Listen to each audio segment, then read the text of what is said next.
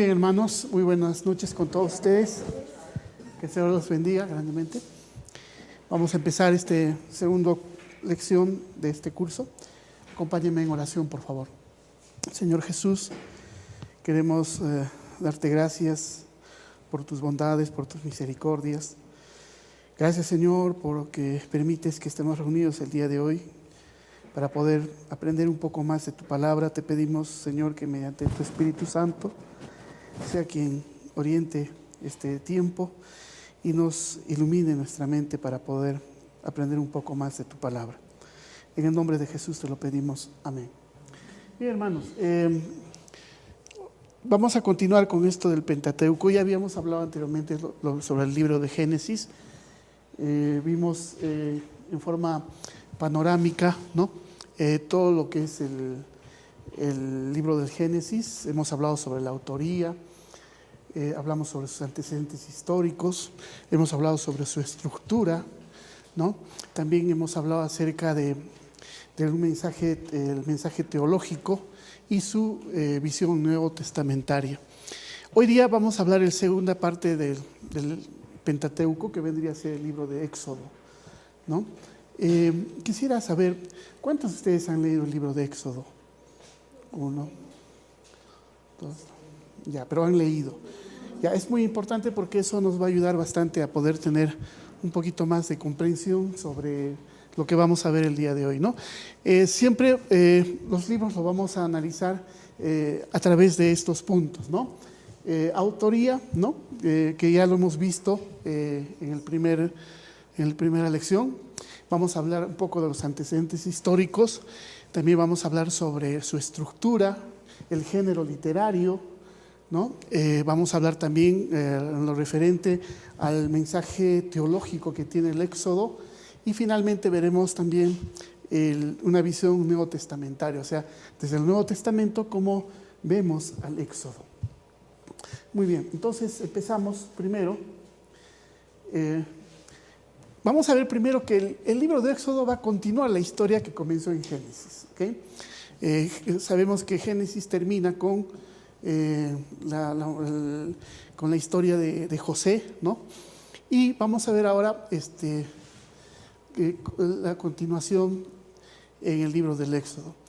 El título en hebreo del libro es "Y estos son los hombres", ¿okay? Así empieza en el hebreo el título de este libro, ¿no? Y demuestra la conexión con Génesis de dos formas. El libro comienza con la conjunción "y", ¿okay? Lo cual muestra que es continuación de un relato anterior. La frase inicial repite una frase en Génesis 46:8. Si podemos buscar en Génesis 46:8.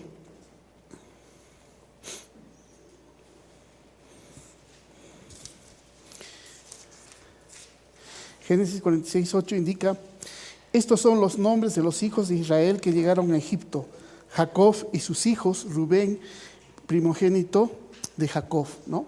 Entonces, la frase inicial repite una frase en Génesis 46:8, ya que ambos pasajes nombran a esos hijos de Israel, ¿ok? Que descendieron a Egipto en la época de José.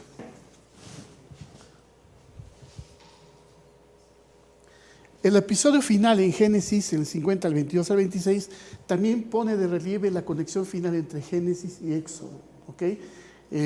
Sin embargo, hay un considerable lapso de tiempo entre los dos libros, ¿ok? Porque se ve que ingresa una familia, ¿no? En Génesis se ve que ingresa una familia, ¿no? a Egipto. Pero vamos a ver después que Éxodo empieza también con que ya no hay una familia en Egipto, sino que hay una nación grande ya. Entonces eso implica que hay un considerable lapso de tiempo entre los dos libros. Cuando termina el Génesis, el pueblo de Dios era una familia extendida de tamaño moderado que prosperaba en la tierra de Egipto, ¿no? Cuando comienza la acción en Éxodo, son un grupo grande de tamaño de una nación que viven en esclavitud y cruel opresión, ¿no? Así empieza Éxodo. Nos muestra que ya en Génesis viene una familia, ¿no? Y empiezan a trabajar, se les da un lugar para que trabajen, etcétera, etcétera. Pero Éxodo nos muestra ya que el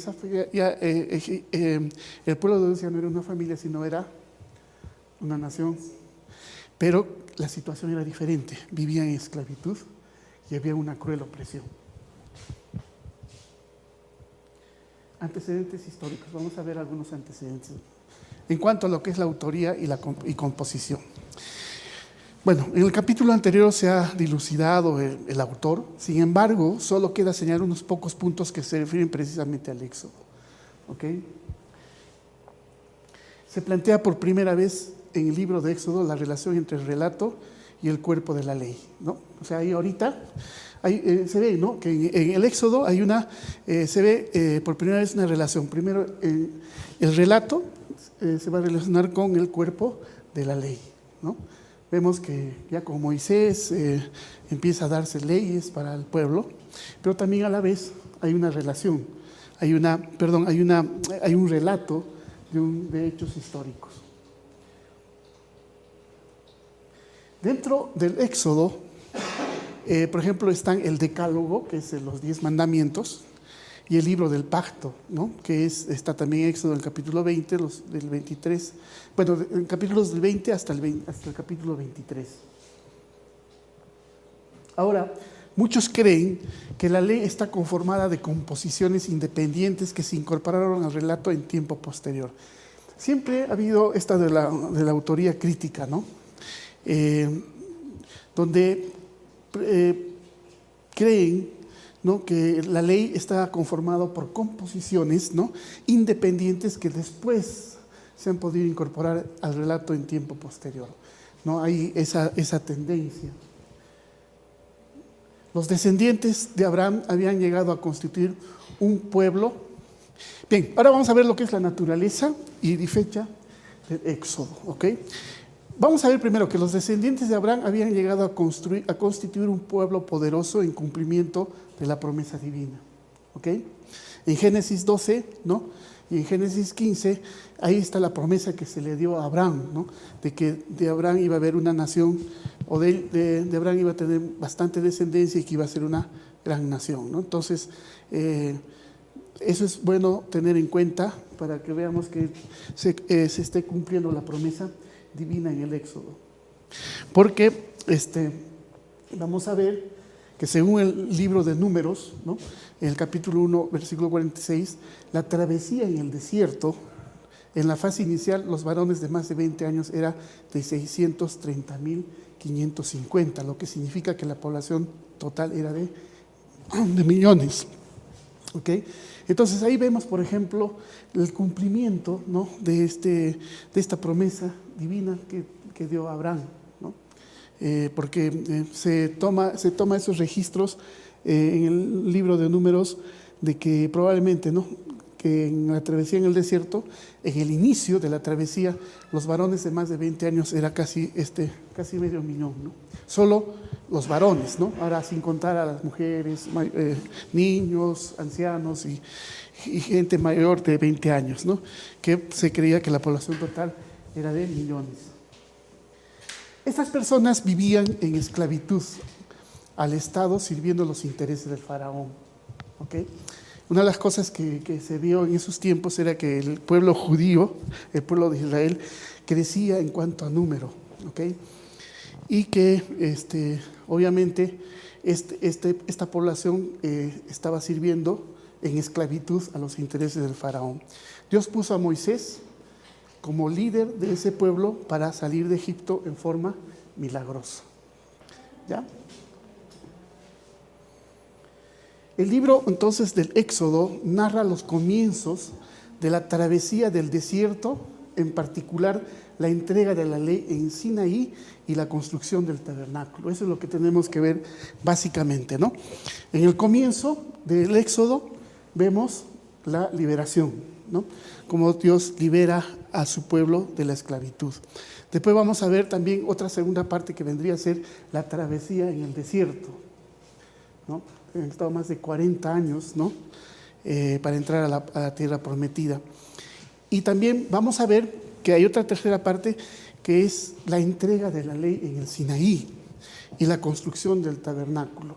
Entonces, eso en forma panorámica podríamos ver lo que constituye la naturaleza más o menos de este libro del Éxodo. ¿Okay? Narrativo, hay una relación entre los relatos con la ley, ¿no? Empieza a dar la ley y la construcción también del tabernáculo. La construcción del tabernáculo trae un mensaje, ¿no? Un mensaje que más adelante lo vamos a ver. Ahora, en cuanto a la fecha, determinar el tiempo en que ocurrió el Éxodo es difícil, debido a que el texto no nombra quién era el faraón de Egipto durante ese periodo de tiempo. Sí, bueno, es lo que no lo, hay uno que dice Ramsés, creo, ajá, pero los críticos determinan eso, ¿no? De que no se puede con exactitud determinar el tiempo, porque no se nombra con claridad, o no se nombra bien, o no se tiene seguridad de que era el faraón en esos tiempos, ¿no? O qué nombre de faraón. Entonces no se puede determinar básicamente. Pero hay dos textos bíblicos que son pertinentes para la fecha del Éxodo, ¿ok? Hay dos textos bíblicos que más o menos pueden darnos una aproximación de las fechas. Por ejemplo, Primera de Reyes 6:1. Este pasaje pone al Éxodo 480 años antes del cuarto año del reinado de Salomón, con lo cual los estudiosos pueden proponer la fecha concreta de 967 años antes de Cristo. ¿Ok? Primero vamos a buscar Primera de Reyes 6:1.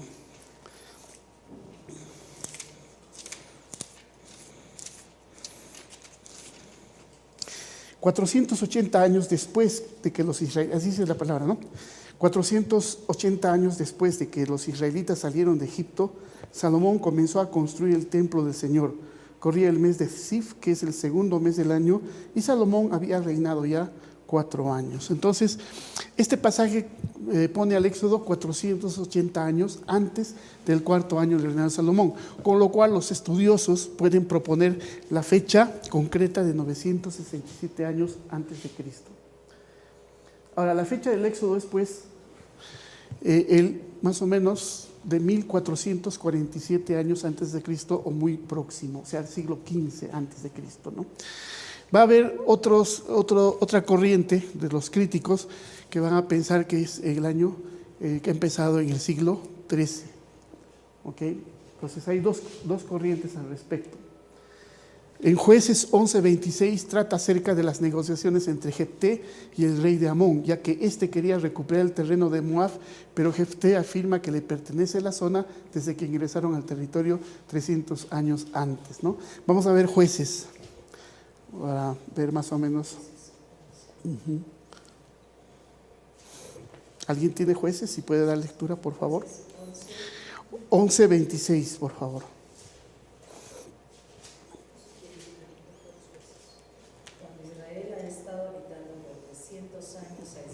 Sus aldeas, a Aroer y sus aldeas, y todas las ciudades que están en el territorio de Arnón.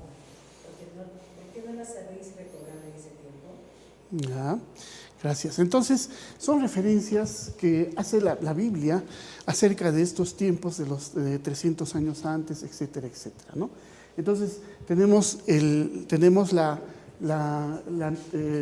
fuente, diríamos así, de Primera de Crónicas, y ahora tenemos la fuente de Jueces de 11:26. Esta evidencia, la última, la que hemos visto de Jueces, no es tan convincente, ya que no está seguro acerca de la fecha de Jefté. Entonces, generalmente se acepta la primera, ¿no? La que hemos leído, el primer pasaje. Ahora, en la época moderna, el cuadro de Éxodo y de la travesía del desierto se ha cuestionado y modificado algo de manera radical, o incluso se ha descartado por completo. Esto es en la época moderna, con las famosas críticas que nosotros hemos oído hablar anteriormente, ¿no? Que hacen una serie de análisis históricos, tratan de con los descubrimientos arqueológicos que se han encontrado, tratan de hacer una relación, pero han llegado a cuestionar, ¿no?, esta travesía del desierto, que tal como lo narra la Biblia, inclusive, ¿no?, han descartado por completo dando a entender de que era algo figurativo, una cosa así, ¿no? Siempre hay esto de la alta crítica, ¿no? Entre los cuestionamientos en contar la descripción bíblica del Éxodo está, primero, la cantidad de personas que salieron de Egipto. Se cree que fueron menos de 1000 personas, otros creen solo fue un pequeño grupo que se asocia solo con los levitas. No creen que hayan salido bastante gente, ¿no? Sino que cuestionan esto, ¿no? Y para eso, como les digo, tienen algún sustento histórico de algunos restos arqueológicos o manuscritos, qué sé yo, que hayan podido encontrar y que tratan de relacionar con el relato bíblico, ¿no? El segundo cuestionamiento se refiere a Moisés. Inclusive se cuestiona aún la existencia de Moisés. Esto es de la alta crítica, ¿no? Tercero, la fecha del Éxodo. Fecha del Éxodo mucho después de lo que parece indicar los pasajes bíblicos. Entonces siempre va a haber esto de la alta crítica, ¿no? Tratan de relacionar los descubrimientos históricos, arqueológicos que hay y tratan de dar alguna opinión al respecto, ¿no? Estos cuestionamientos han conducido a reconstrucciones alternativas del Éxodo y de la conquista, ¿ok? Estos cuestionamientos han conducido a reconstrucciones alternativas del Éxodo y de la conquista, ¿no? Hay dos razones fundamentales de por qué se ha descartado a menudo la fecha del siglo XV, ¿no? Como les he dicho anteriormente, hay dos posturas, ¿no? Hay unos dicen que la fecha aproximada de que ha ocurrido el Éxodo ha sucedido el siglo XV antes de Cristo, o sea, más o menos en el año de 1400 más o menos, antes de Cristo. Y hay otra postura que dicen que no es del siglo XV, sino también del siglo XIII. La postura conservadora es la del siglo XV, ¿ok? Más bien la otra postura, que es la del siglo XIII, es la que tratan con esto de la alta crítica y cosas así. Pero acá vemos que hay dos razones fundamentales de por qué se ha descartado a menudo la fecha del siglo XV, es lo que plantean los que cuestionan, ¿no? Por ejemplo, Éxodo 1:11, que describe a los israelitas edificando para el faraón las ciudades de Pitón y Ramesés, ¿no? Los arqueólogos indican que estas ciudades no estuvieron pobladas en el siglo XV. ¿Ya? O sea, los conservadores plantean de que es en el siglo XV, pero estos de la alta crítica, recurriendo a Éxodo 1:11, ¿no? Si buscamos el Éxodo 1:11, se va a dar se va a registrar estas ciudades que se están construyendo, ¿no? O sea, el pueblo de Dios era esclavo y trabajaba en la reconstrucción o en la construcción de las ciudades de Pitón y Ramesés. Así lo dice la palabra en Éxodo 1:11. Ahora, los arqueólogos indican que estas ciudades no estuvieron pobladas en ese siglo XV, ¿ya? Como plantea la postura conservadora, ¿no? Por eso cuestionan, ¿no?, de que no haya sido el siglo XV, sino haya sido el siglo XIII.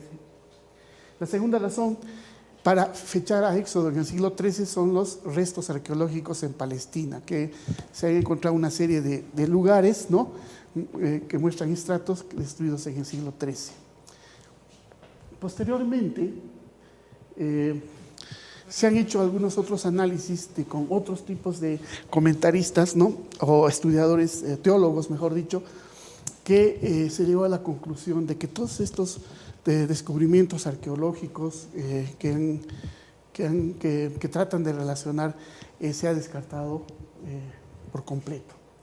¿Okay? No son tan exactas estas afirmaciones que se están dando hoy en día, ¿no?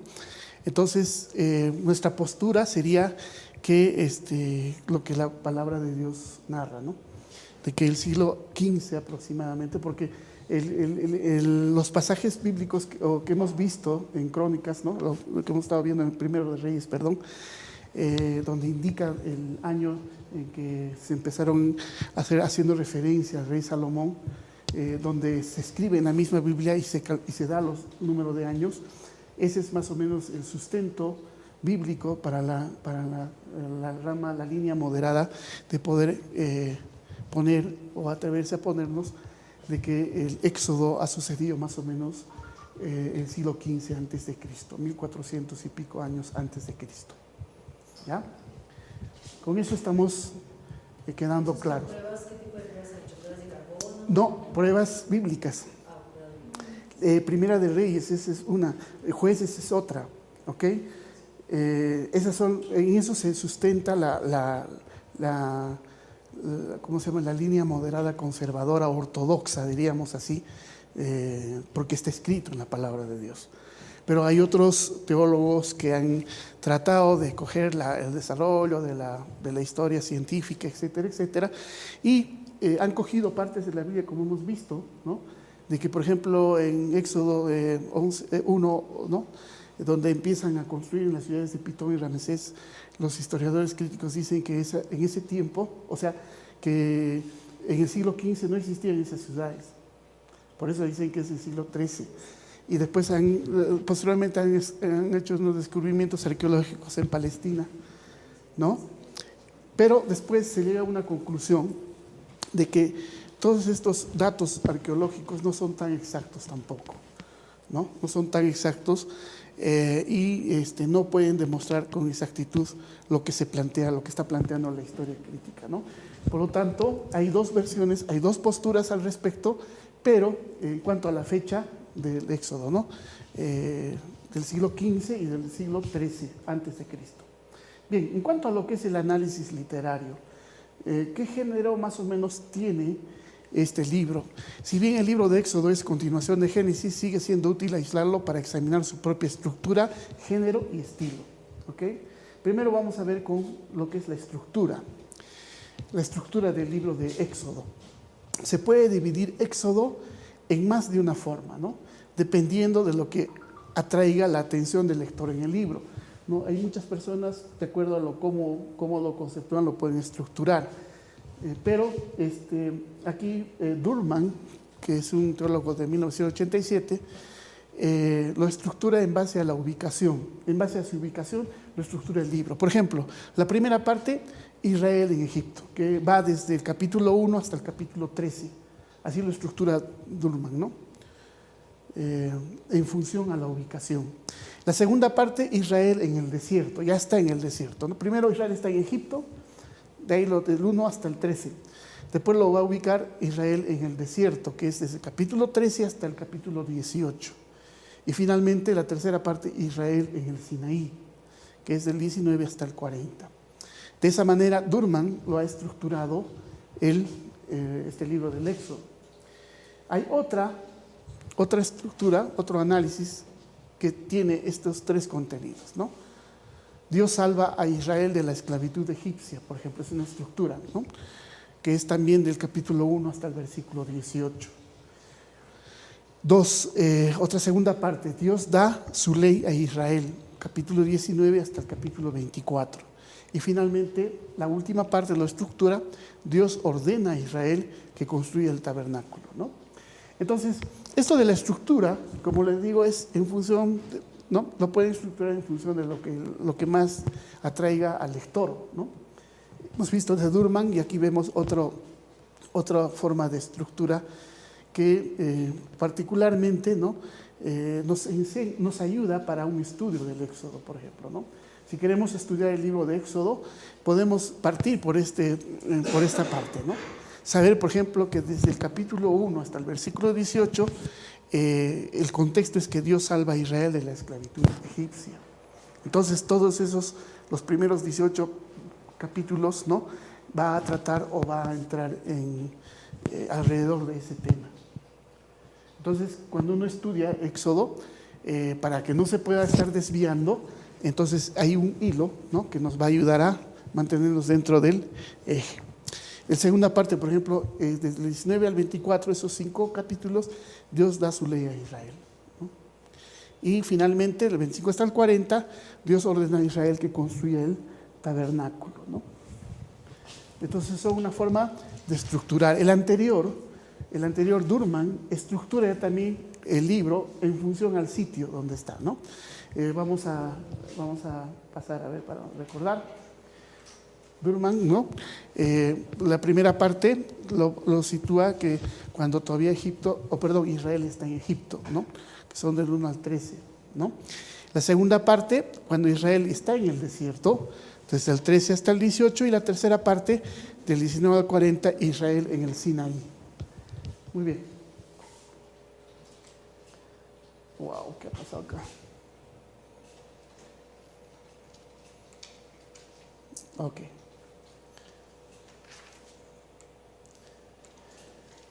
Entonces vamos a ver primero, Dios salva a Israel de la esclavitud egipcia, del capítulo 1 hasta el 18-27. ¿Qué es lo que se trata en estos 18 capítulos, ¿no? Primero, que es el relato del Éxodo, es una de las historias básicas del Antiguo Testamento que narra el evento paradigmático de salvación del antiguo Israel. O sea, es la historia de cómo Dios libera al pueblo de Israel de Egipto. Es un ejemplo, ¿no? Es un modelo de la salvación del antiguo Israel, ¿no? De una manera, hemos visto cómo ha sido esa salvación, esa liberación. Ha sido una liberación extraordinaria con el accionar directo de Dios, ¿no? El primer capítulo define el problema de la esclavitud e introduce el conflicto que mueve el trama. El faraón temía a los israelitas que intentan controlarlos, ¿no? O sea, ¿qué es lo que pasó en esos tiempos? El pueblo de Israel empezó a crecer tanto que empezó a haber temor en el faraón, ¿no? De repente este pueblo va a crecer tanto que de repente se va a rebelar y va a causar problemas. Por eso las condiciones de esclavitud eran bien fuertes para Israel, ¿no? Para el pueblo de Israel.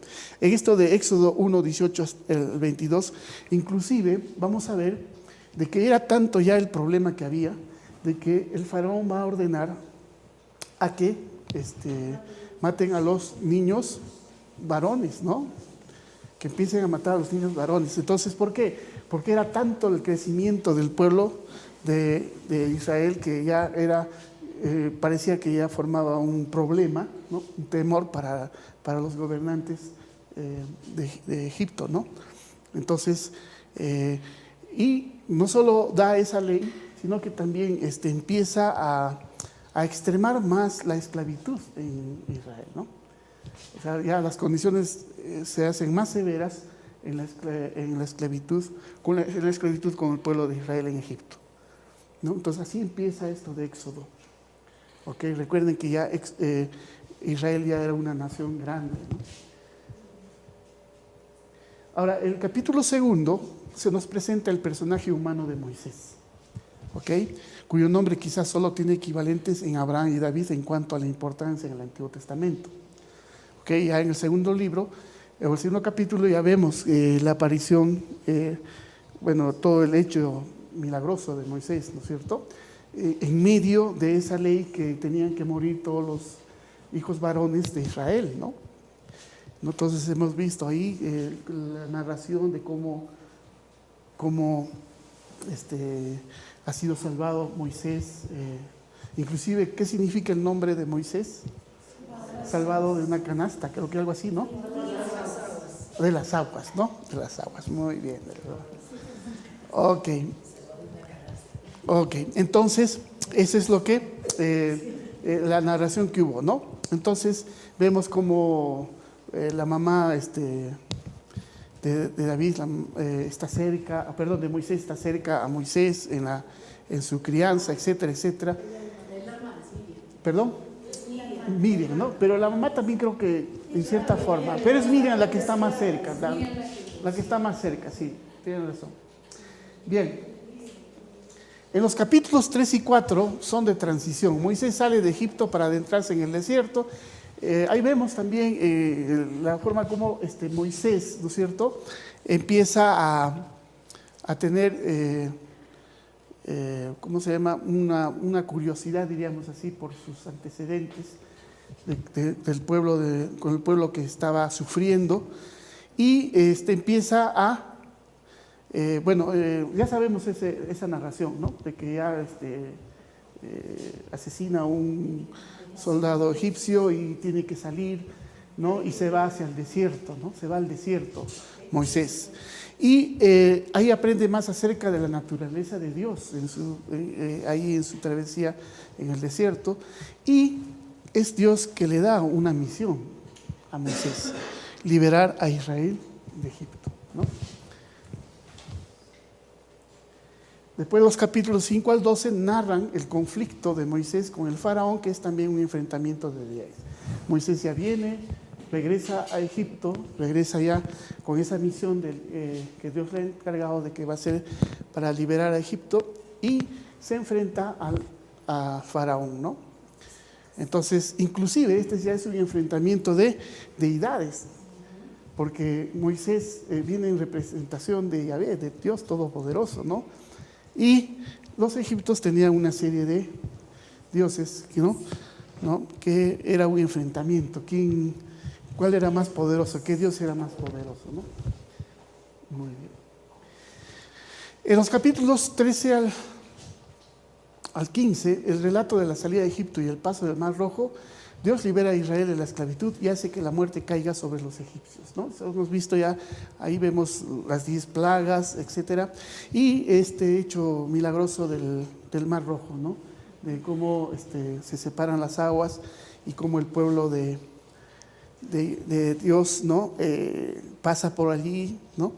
Y después cierran los egipcios y se cierra ahí las aguas y muere, ¿no? Muere gran cantidad de casi todo el ejército de Egipto. En los capítulos 12 al 18 muestra un cambio de lugar. Israel pasa de Egipto y va al desierto, ¿no? Entonces ahí ya se ve todo lo que es la travesía de Israel en Egipto, ¿no? Básicamente, entonces, la primera parte, la estructura de este libro, es que Dios salva a Israel de la esclavitud egipcia. La segunda parte es Dios da su ley a Israel, ¿no? Que es a partir del capítulo 19 hasta el capítulo 24. Israel llega al monte Sinaí y el primer evento significativo en el Sinaí fue la entrega de la ley, ¿no? Ahí está en Éxodo 19, 16 al 19. Moisés asciende a la montaña y recibe los 10 mandamientos, así como también el llamado libro del pacto, ¿ya? Entonces, en estos capítulos del 19 al 24 es que Dios da la ley a Israel. Ahora, después pasamos a la tercera parte, que es Dios ordena a Israel que construya el tabernáculo, ¿no? Del 25 hasta el 40.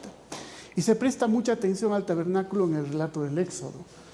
Pone de relieve la importancia del tabernáculo para la generación del desierto, porque había bastantes generaciones ahí en el desierto. Entonces, la mayor parte del resto del libro se ocupa de las instrucciones para construir las diversas partes del tabernáculo, su mobiliario y los ropajes de los sacerdotes, ¿no?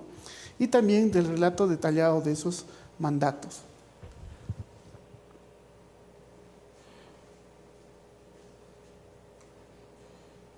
En cuanto a lo que es el género, el texto completo de Éxodo se compone de una serie de clases diferentes de literatura, incluyendo narraciones, leyes y poesía. La etiqueta del género para el libro de Éxodo es historia profética o teológica, ¿ya?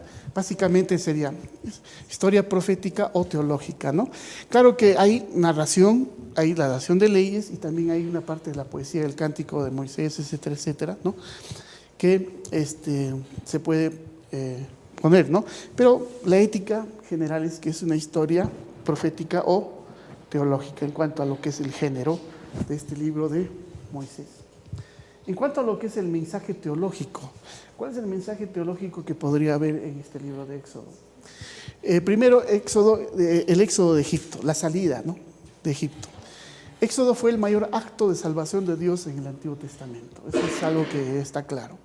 El pueblo escogido de Dios estaba viviendo en esclavitud opresiva y habían inclusive olvidado a Dios, ¿no? Eso es algo que tenemos que tomar en cuenta. Debemos saber que los israelitas llegaron a Egipto en cumplimiento de una promesa divina, ¿no?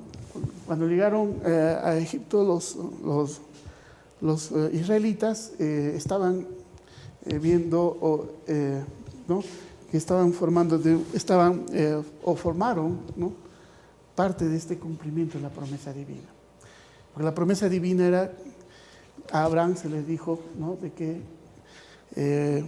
tu descendencia, voy a multiplicar tu descendencia y va a ser una gran nación, de ti va a ser una gran nación, dice, ¿no? Entonces, estos israelitas llegaron a Egipto en cumplimiento de esa promesa divina, porque vamos a ver posteriormente que ese pueblo de Dios ha crecido grandemente, ¿no? Y Dios preparó a un libertador a través de circunstancias increíbles. Eso también hemos visto, ¿no? De que Dios, si vemos la vida de Moisés, Dios ha preparado a Moisés, ¿no? Él no estuvo por gusto, o mejor dicho, podríamos decir, que no tenía ningún propósito el hecho de que Moisés estuviera, por ejemplo, educado en una forma superior, digamos así, en Egipto, ¿no? Tenía una educación, ¿no? Una educación especial, era considerado como un príncipe prácticamente en Egipto, y a él se le preparó en muchas cosas. Inclusive él empezó a escribir, ¿no?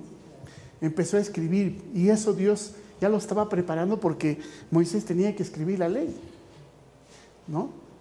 Entonces, vemos que Dios en todos estos hechos está cumpliendo su promesa divina, está cumpliendo su plan de esa forma, ¿no?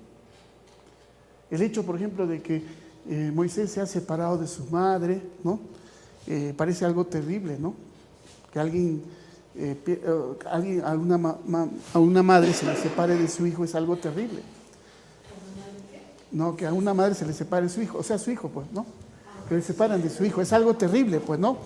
Si lo vemos así, inclusive podríamos preguntarnos por qué Dios permitió eso, ¿no?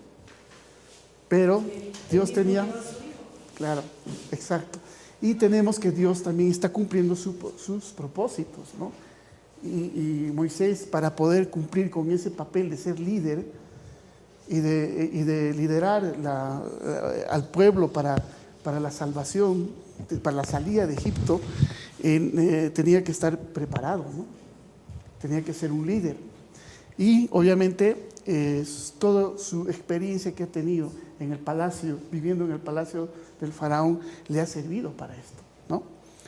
Entonces Dios preparó un libertador. No fue una cosa así improvisada. Dios preparó un libertador. Se puede entender por qué Moisés estuvo tanto tiempo en Egipto, ahí viviendo en el palacio, ¿no? Imagínate, ¿no? Y a través de circunstancias increíbles, ¿no? Después Moisés mata a un soldado egipcio y tiene que salir huyendo, ¿no? Y huyendo a un lugar donde de repente él no sabía dónde iba, porque salió hacia un desierto, ¿no? En el desierto, en esa travesía del desierto, fue a parar, ¿no? A donde Jetro, ¿no? Y ahí conoció a su esposa, ¿no? Y ahí es donde Dios le habla, ¿no? Ahí es donde Dios le habla y le dice que ahí le da la misión. Tienes que volver nuevamente a Egipto a liberar a mi pueblo, ¿no? Y le decía inclusive que yo soy tardo para hablar, algo así. Entonces, ¿no?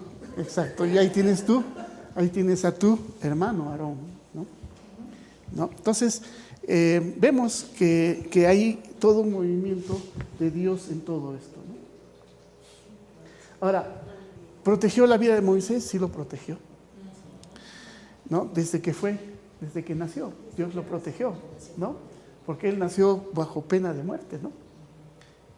Pero Dios protegió la vida de Moisés y dejó que fuera criado por el mismo faraón, como hemos visto, y Dios utilizó a Moisés para sacar a Israel de la esclavitud egipcia. Esta salvación se puede ver en los relatos sobre las plagas y la separación de las aguas del mar, ¿no? Después del sufrimiento de las plagas, el faraón supo que Dios estaba con Israel. Y es interesante, ¿no? Dice que Dios endureció el corazón del faraón. ¿Con qué finalidad? Exacto. Recuerden que era una lucha de deidades, ¿no? De deidades. ¿Perdón? Faraón mismo era un Claro. Claro, sí, exacto, era el Dios, ¿no? Para los egipcios era un Dios, ¿no?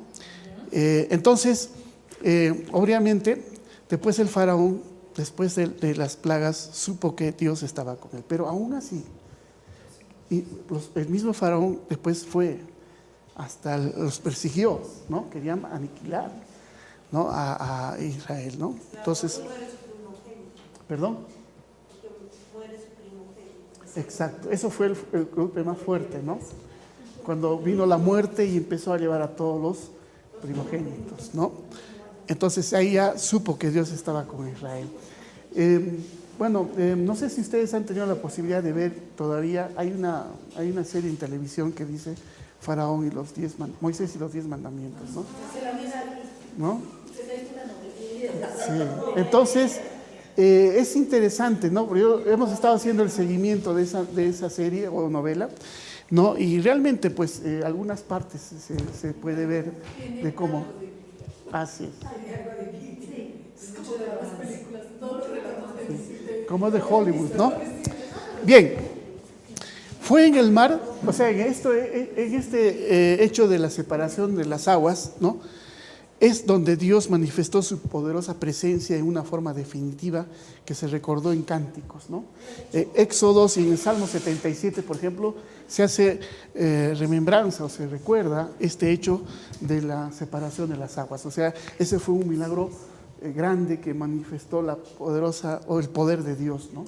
En forma definitiva, ¿no? Ahora dicen muchas cosas, ahora lo mismo que este Bichán y todo, dicen tantas cosas.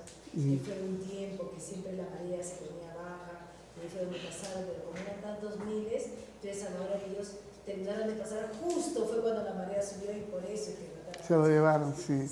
Hay muchas cosas que indican, ¿no? La pregunta es si Dios, que es el autor natural de este mundo, o sea, el creador de este universo, no puede controlar las leyes que rigen este universo. Claro, de hecho. Él es superior a esas leyes y puede usar los fenómenos naturales Pero si dicen que sí, que se utilizó hacer lo que necesitaba hacer.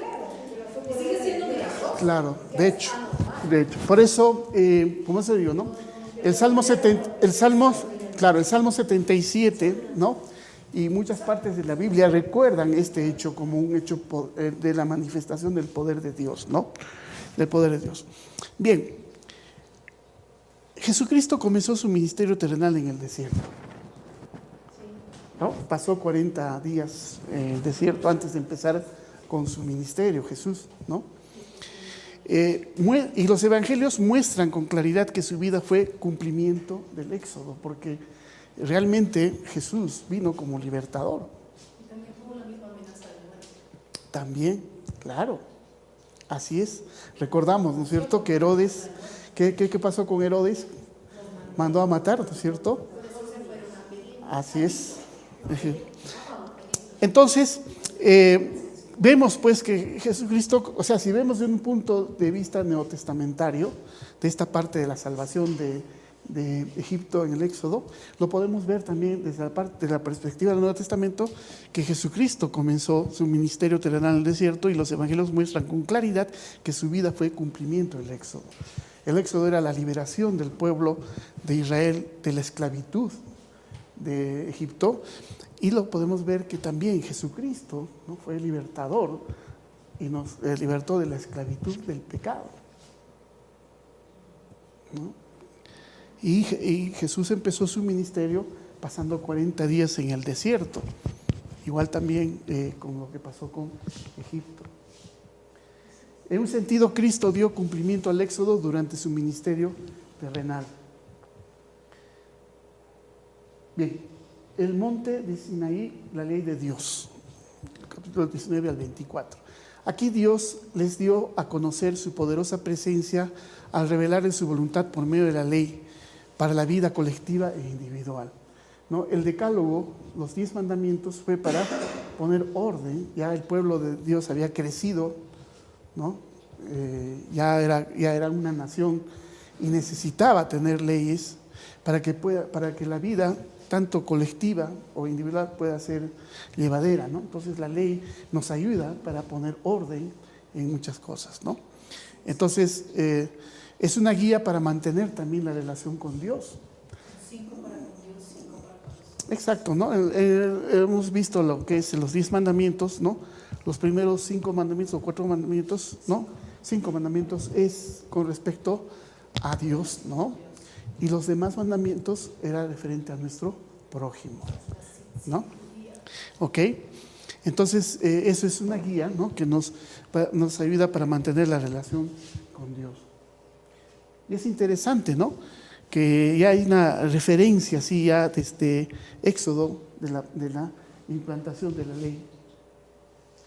La ley misma se puede dividir en 2 partes, ¿no? Los 10 mandamientos y el libro del pacto, ¿no?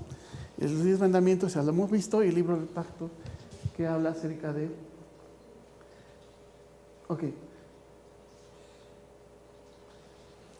La ley sigue siendo relevante para nuestro tiempo, con los principios que están sintetizados en los 10 mandamientos. ¿Sigue siendo relevante para nuestro tiempo? La ley de los 10 mandamientos. La ley de los 10 mandamientos, la que hablamos. La ley moral, pues, ¿no? La ley moral es la que sigue teniendo vigencia hoy en día, ¿no? Por eso sigue siendo relevante para nuestro tiempo, ¿no? Con los principios que están sintetizados en los 10 mandamientos. El cristiano debe reflexionar acerca de los aspectos éticos contemporáneos a partir de los 10 mandamientos como guía. ¿Ok? Recuerden que Pablo decía que la ley es un bastón, es algo que nos ayuda, ¿no es cierto?, en nuestra vida cristiana. Nos ayuda a entender nuestra relación con Dios. Es algo que nos ayuda a la ley para poder mantener una relación con Dios. El Señor Jesús muestra que es Dios mismo profundizando nuestra comprensión de la ley en el Sermón del Monte. Si nosotros leemos, ¿no?, el Sermón del Monte va a estar basado en la ley de Moisés. Así es, así es. Entonces, vemos entonces de una perspectiva neotestamentaria todo lo que está pasando en lo que es el Éxodo. El tabernáculo, Dios mora con su pueblo. El tabernáculo fue la morada de Dios durante el periodo desde Moisés hasta David. ¿Ok? Pone de relieve la presencia de Dios en medio de su pueblo. Eso es muy importante, lo que tenemos que entender. Ahora la pregunta es, ¿por qué Dios ordenó el tabernáculo? ¿Por qué era necesario que Dios estuviera presente ahí en medio del pueblo? Para recordarles, para ver la presencia. Vamos a ver más adelante lo que vamos a ver por qué motivo, ¿ya? Por ejemplo, en la época del Éxodo, el pueblo de Dios ya no era más una gran familia, sino una poderosa nación. Así, debido al momento histórico redentor y a la situación sociológica de los israelitas. ¿Ok? Dios ordenó a Moisés que construyera un tabernáculo de modo que pudieran acercarse en adoración. ¿Ya? El tabernáculo tenía la forma de una tienda nómada, es decir, que era una tienda que tenía que ser movilizada, llevada de un lugar a otro, ¿no? ¿Ok? Se la podía desmontar, empaquetar y trasladar al siguiente lugar donde... Recuerden que durante 40 años el pueblo de Dios ha estado dando, ¿no?, una peregrinación ahí en todo el desierto. 40 años, imagínense, ¿no? Y tenían que movilizarse de un lugar a otro, no tenían un sitio establecido, ¿no? Entonces era necesario que ese tabernáculo tenía que ser movido, ¿no?, de un lugar a otro, ¿no?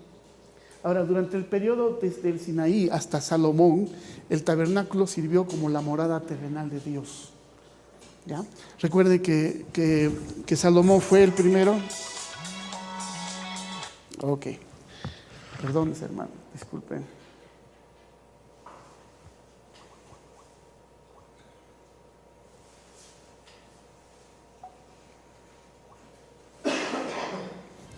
Ya, recuerden que Salomón fue el primero en construir el templo de Dios, ¿no? Entonces, desde el Sinaí hasta Salomón, el tabernáculo sirvió como la morada terrenal de Dios. Cuando Israel acampaba durante la travesía del desierto, se levantaba el tabernáculo en medio del campamento. Así era siempre la historia. Tenían que realizar siempre. Ahora, el diseño del tabernáculo también apuntaba hacia la presencia de Dios en medio de Israel, ¿no? En medio de Israel. Como cualquier morada, el tabernáculo tenía también mobiliario, entre los cuales los más importantes eran el arca del pacto y el candelabro, ambos símbolos poderosos de la presencia de Dios, el arca del pacto y el candelabro, ¿no? Eran símbolos que eran símbolos de la presencia del Dios. Pero no todo podía entrar al tabernáculo. No. Solamente los sacerdotes. Solo los levitas. Pero si era Aarón. la manera de Solo el gran sacerdote Aarón, ¿no? Aarón y los levitas. A ver. Así pues, toda una serie de indicadores muestran que el tabernáculo era la morada terrenal de Dios, ¿ya? Esto del tabernáculo. Todos los símbolos del Antiguo Testamento para la morada de Dios en la tierra, estos apuntaban hacia la venida de Cristo, que anticipaban el Hijo mismo de Dios, ¿ya? En última instancia, el tabernáculo y el templo que representaba al cielo en la tierra se orientaban hacia la fusión del cielo y la tierra en la Nueva Jerusalén. O sea, era una forma, el tabernáculo, donde estaba la presencia de Dios. En el futuro, ¿no? En el Apocalipsis se habla de la Nueva Jerusalén, donde vamos a estar también en presencia de Dios, ¿no? Ya no un tabernáculo, ya será en otra forma diferente. Entonces, a grandes rasgos hemos visto esto, lo que es del Éxodo. Realmente este libro del Éxodo, en conclusión, nos enseña, ¿no? Primero, nos enseña históricamente hablando de la poderosa salvación de Dios de la esclavitud de su pueblo, de la esclavitud del pueblo de Egipto, ¿no? Y cómo Dios preparó a un líder con esa finalidad, ¿no? En circunstancias muy importantes, ¿no? Y con una manifestación, con hechos, mejor dicho, sobrenaturales, ¿no? Las plagas, ¿no? Lo que es la separación de las aguas, etcétera. Después vemos cómo Dios saca a su pueblo y lo hace peregrinar durante mucho tiempo en Egipto, esperando llegar a la tierra prometida. Y en ese tiempo ya el pueblo de Dios, ya también esto de Éxodo, podemos decir que es el cumplimiento también de la promesa divina hecha a Abraham, porque dice: de ti haré una gran nación, ¿no? Y como que cuando cuando terminó Génesis, entraron a Egipto solo una familia, ¿no? Y ahora vemos que empieza Éxodo y ya no es una familia Israel, sino es una nación poderosa, una nación grande, mejor dicho. Ha crecido la nación, ha crecido bastante, se han multiplicado, tal es así que ya era un problema para Egipto. Y por eso el faraón, ¿no? Trataba de controlar o trataba de diezmar esa amenaza, diríamos así, que representaba Israel para Egipto, ¿no? Vemos también que Dios empieza a dar también su ley, ¿no? La ley, una ley que es importante porque ayuda a tener una vida individual y una vida colectiva. Egipto ya era una gran nación, entonces necesitaba que haya leyes para que haya orden, ¿no? Entonces esas leyes hasta ahora quedan todavía, tienen relevancia hasta el día de hoy, los 10 mandamientos, ¿no? Después estamos viendo de que el tabernáculo, de que Dios mora con su pueblo, ¿no? Dios mora con su pueblo. Vemos que Dios ordena a Moisés la construcción de un tabernáculo para que esté en presencia de su pueblo, y donde iban tenían que llevar el tabernáculo, ¿no? Entonces, a grandes rasgos vemos esto del Éxodo, ¿no? ¿Alguna pregunta, algo, por favor, con referente? A ver, ¿encontró, hermana? Es súper largo. Lo que pasa es que Moisés es el encargado de consagrar a Aarón y a sus hijos. Entonces Entonces, técnicamente Dios le manda a Moisés a entrar con ellos, a sacrificar, a ponerlos, a ungirlos. No era el oficio de Moisés permanecer en Claro, el tabernáculo. claro. Pero Pero el que podía, pero el que quería, el que estaba, ¿cómo podríamos claro, decir? llamado al sacerdocio, Exacto, era Aarón. Y era el único que podía estar autorizado para entrar, ¿no? Con sus hijos más.